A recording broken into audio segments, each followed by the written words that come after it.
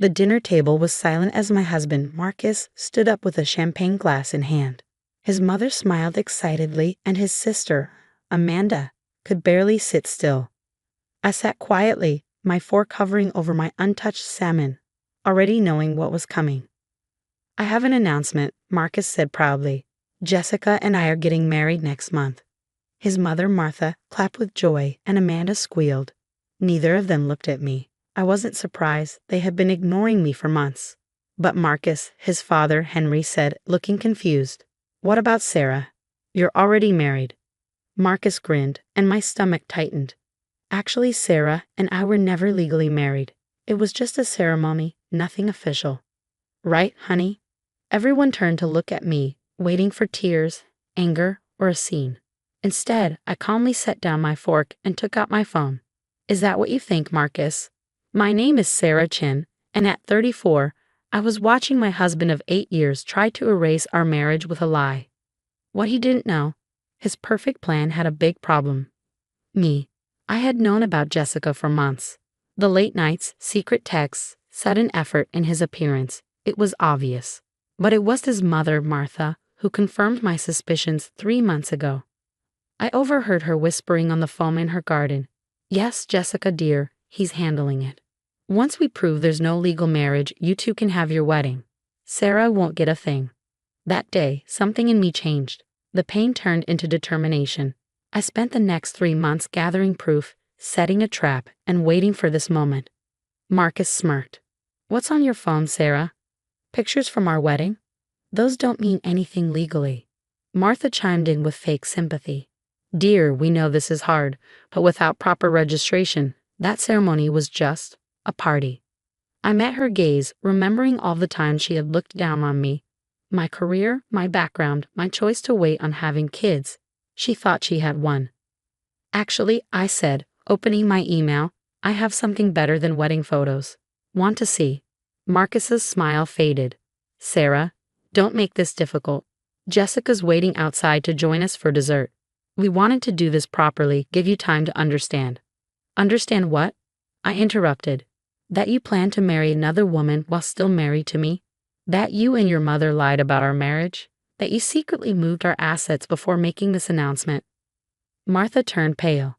Amanda froze, staring at her plate. Henry looked at his wife and son, his confusion turning to realization. "What are you talking about?" Marcus snapped, but I saw fear in his eyes. I turned to Henry, who had always been kind to me, though he rarely stood up to his wife. "Henry, did you know Martha helped Marcus remove my name from your family's summer house deed last month?" Henry's head whipped toward his wife. "Martha?" "She's lying," Martha said quickly, but her hands shook as she grabbed her wine glass. I kept scrolling through my phone. "I have all the documents here, including the original deed where my name was clearly listed. Funny how it disappeared just before this announcement." Marcus slammed his hand on the table, making the plates shake. "Enough. Show me proof we're legally married. Right now." I smiled, thinking about the documents safe in my lawyer's office, with copies in multiple places. "Oh, I will. But first, shouldn't we invite Jessica in? She should hear this too." Right then, the doorbell rang. Martha jumped up, eager for a distraction. "I'll get it." I leaned back in my chair, watching everything unfold. Jessica would walk in, expecting to see a broken wife giving up. Instead, she was about to find out that her future with Marcus was built on nothing but lies. The trap was set. Now it was time to watch it spring. Jessica walked into the dining room confidently, her high heels clicking on the floor. She was everything Martha had always wanted in a daughter-in-law. Young, elegant, from a rich family. The emerald ring on her finger sparkled, and I noticed how Martha smiled proudly. It was a family heirloom she had never offered to me. "Sorry I'm late," Jessica said, but her smile faded when she saw my calm expression. You thought I'd be gone by now." I finished for her. "Please, sit down. You need to hear this too." Marcus started to argue, but his father, Henry, stopped him. "Let her speak. I want to know what's going on in my own family." I pulled up a photo on my phone and held it out. "This is from the county clerk's office. 3 months ago, someone tried to check our marriage records. They pretended to be me, but the signature was fake. Martha, would you like to explain?" Martha froze, her wine glass halfway to her lips. When that didn't work, I continued, someone tried to change the records to show our marriage was never official. The clerk's office found it suspicious and informed me. They also kept copies of everything, including the fingerprints on the forms. Martha, those are yours. Jessica glanced between Marcus and his mother, looking unsure. What is she talking about? Nothing, Marcus snapped. Sarah's just making trouble. We're not legally married. I made sure of that. You made sure? I raised an eyebrow. Like how you made sure to hide the beach house you bought last year. The one you paid for with our shared money but only put under your name. Henry's head shot up. You bought another house? I turned to Jessica. Did he tell you about that house? Or about the secret account he's been moving money into for the past 6 months? Jessica's face went pale. Marcus. Don't listen to her, Martha said quickly. She's just jealous. Marcus told us you're perfect for this family. Young, able to have children, unlike someone who's too focused on her career. It was a typical insult from Martha, but it didn't bother me anymore. Actually, I said, opening another email, let's talk about family. Jessica, did you know Marcus was married before? Before me? Silence filled the room. What? Martha whispered. 10 years ago, in Vegas, it was a quick wedding. He paid her to stay quiet and got it annulled. But the records still exist. Funny how he never told you. Jessica sat down heavily, her perfect future with Marcus falling apart. That's enough, Marcus shouted, his calm mask finally breaking. None of this matters. Our marriage isn't legal, and you can't prove otherwise. I smiled. Actually, about that, Henry, would you like to see the real marriage registration? The one your son filed himself. The one that proves he committed fraud when he bought that house under only his name. I handed Henry my phone. His eyes widened as he scrolled through the documents. Marcus, he said, his voice full of disappointment. What have you done? It's fake, Marcus insisted, but sweat was forming on his forehead. Like how you faked my signature to take my name off the summer house? I said quietly. The forensic report on that was very interesting. My lawyer has copies. Martha shot up from her chair, knocking it over. You investigated us. How dare you? No, Martha. How dare you? How dare you help your son commit fraud? How dare you try to steal from me? The clerk's office already filed a report about your actions. Jessica stood up, pulling off the emerald ring and dropping it on the table. You told me she agreed to step aside, she said to Marcus, her voice shaking. You said everything was taken care of. Jessica, wait. Marcus reached for her, but she stepped back. My father's a judge, she said, tears in her eyes. What do you think he'll say about this? Then she turned and walked out, her heels clicking quickly as she left. A moment later, we heard her car start and speed away. Martha collapsed back into her chair, looking shocked. This isn't how this was supposed to happen. No, I agreed, standing up. You thought I was still the naive woman who married Marcus 8 years ago. The one who ignored your insults, who tried so hard to earn your approval. But people change, Martha. They learn. They prepare. I turned to Marcus, meeting his eyes. The divorce papers will arrive tomorrow. I suggest you read them carefully, especially the part about your forgeries. My lawyer is very thorough. You can't do this, he whispered, defeated. I already have. I picked up my purse and looked at Henry. I'm sorry you had to find out like this. You deserved better than a son who lies and a wife who helps him.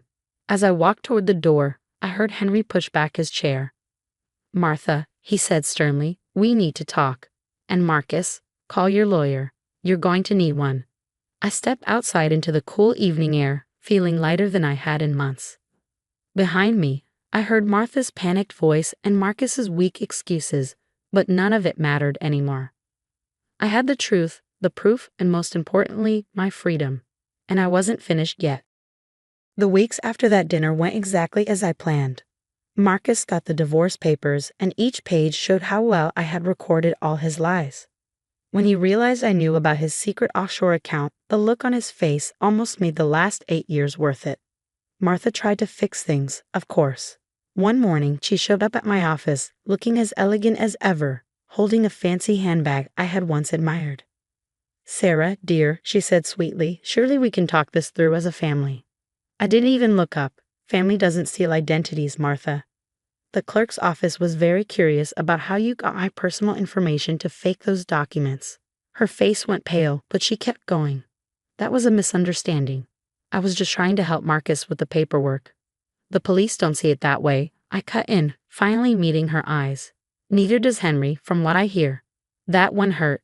Henry had moved out the day after our dinner and into their legal beach house. The one Marcus hadn't tried to hide. 2 days later, he filed for divorce. He couldn't forgive Martha for helping Marcus commit fraud. "You've ruined this family," she snapped, finally losing her calm. I smiled. "No, Martha. You and Marcus did that.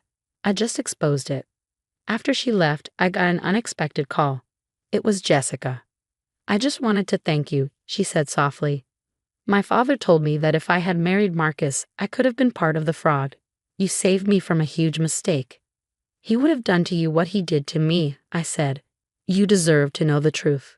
The divorce went quickly, especially after the court saw the proof of Marcus's fraud. The hidden beach house, the fake signatures, none of it impressed the judge. Martha's attempt to change county records didn't help their case either. One evening, Henry called me. His voice was heavy with regret.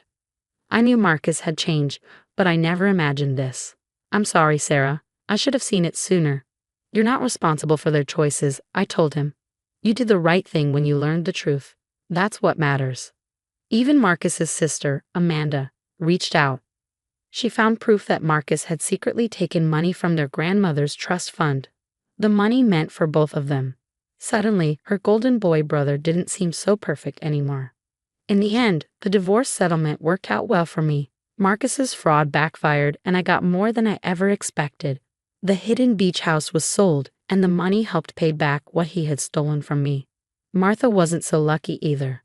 The clerk's office pressed charges for identity theft and attempted fraud. Her once glamorous social circle started avoiding her. Even her country club, the place she loved so much, quietly suggested she should resign. 6 months later, I sat in my new apartment, sharing a bottle of wine with my friend Lisa, the one who had helped me gather evidence. "I still can't believe Martha thought she could mess with legal records and get away with it." Lisa laughed. "What did she think this was, the 1950s? I shook my head, smiling. "She never thought I'd fight back. None of them did. That was their mistake." "And now?" Lisa asked. "What's next for you?" I walked to the window, looking at the city lights. "I'm thinking about starting my own consulting firm. I've certainly learned a lot about uncovering fraud." We laughed, but I was serious. Through this whole mess, I had discovered a strength I never knew I had. Marcus and Martha had tried to erase me from their lives, to write me out of their story. Instead, they helped me write my own. One of strength, preparation, and victory.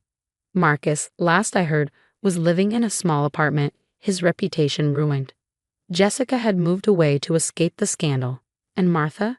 She was doing community service, her perfect social status crumbling. Henry called me sometimes to check in. He was rebuilding his life, focusing on Amanda and their grandmother. We met for coffee now and then, two people healing from the same betrayal, finding comfort in the truth. As I watched the sunset, I felt completely at peace. Marcus had thought he could erase me, start over like I never existed. Instead, he gave me the push I needed to fight back, not with anger, but with intelligence and preparation. Sometimes the best revenge isn't about getting even. It's about coming out stronger, wiser, and completely free. I raised my glass to that truth, grateful for everything I had learned and for the future ahead.